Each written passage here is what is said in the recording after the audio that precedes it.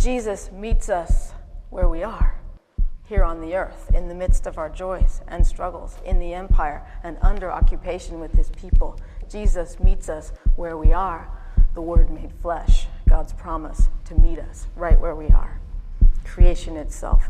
So this word that Scripture speaks of, the implanted word, this word saves your soul.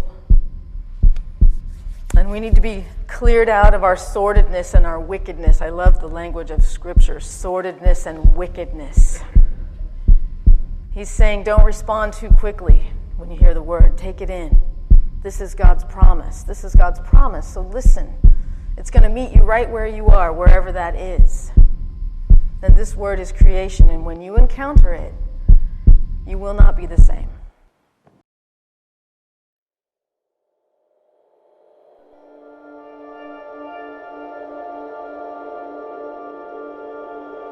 I imagine the night being cold. The type of cold that makes your fingers and toes jealous of the other extremities because of their closer proximity to the core of your body. The type of cold where the normally unnoticed automatic response of breathing now becomes so evident as your lungs painfully inhale ice cold air and exhale warm air back into the frigid climate. But not just cold as determined by the state of the atmosphere, but the coldness coming from the mouths of innkeepers, knock after knock, door after door, all with the same response: there's no room for you here. I imagine the night being dark, the type of dark where you can't see anything, where you are so afraid to take a step that you turn your walk into a shuffle. The type of dark that magnifies every one of your other senses to the point where you're hearing everything from a pin drop in the room that you are in to noises over a mile away. But not just darkness as a result of the absence of light, but darkness as a result of weariness in a fight. The darkness that marks us even when it's not night, always winter but never Christmas. That kind of darkness, that kind of darkness, that kind of darkness.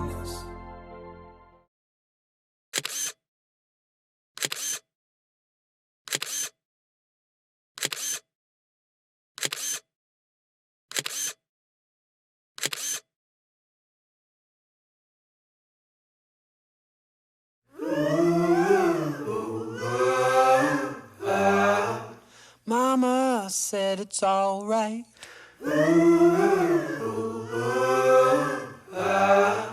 Mama said it's all right.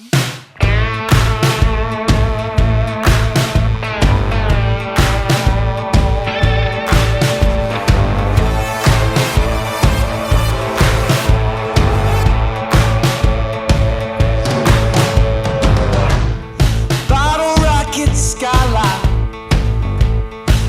for a good time.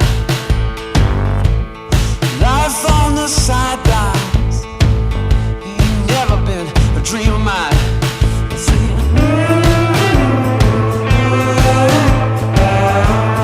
Mama said it's alright. Hey, when you get to do your dirty work. Hey, when you get to do your dirty work.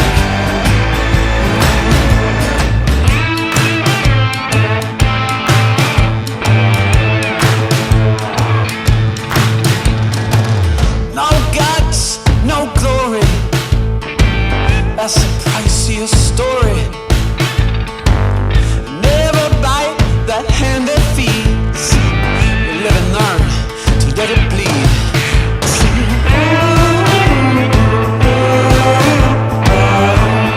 Mama said it's alright. Darren Wilson described feeling small when he gripped Brown's arm to try to stop the blows. When I grabbed him, the only way I can describe it is I felt like a 5-year-old holding on to Hulk Hogan. After that first shot went off, Wilson testified that Brown stepped back, looked at me, and had the most intense, aggressive face. The only way I can describe it, it looks like a demon. That's how angry he looked. He testified that after briefly chasing Brown and his friend, Brown turned around to look at him and made a grunting, aggravated sound before running at him. At this point, it looked like he was almost bulking up to run through the shots, like it was making him mad that I'm shooting at him. And the face that he had was looking straight through me, like I wasn't even there. I wasn't even anything in his way. Darren Wilson, Ferguson, Missouri, police officer.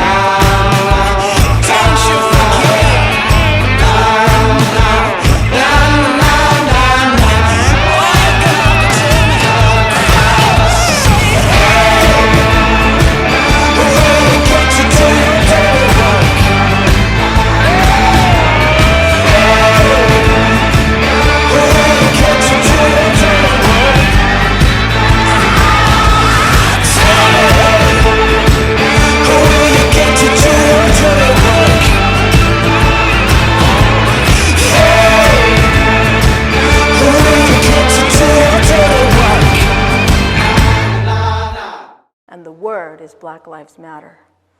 Black Lives Matter, beyond its grammar and syntax, these three words together, stating a simple truth, Black Lives Matter, is a prophetic statement, and it's a prophetic movement that seeks to liberate in the prophetic tradition of the Old Testament and of Jesus by recentering power with the preference for the poor and the marginalized and the oppressed. To me, it is no different than when Moses cried, "Let my people go," uttering righteousness into oppressive forces. The very statement, Black Lives Matter, is resistance itself, because when you shout, Black Lives Matter, into a nation that has for centuries demonstrated almost unequivocally that no, Black lives do not matter, that is resistance, and that is prophecy, that is the very meaning of hope, and that is the word.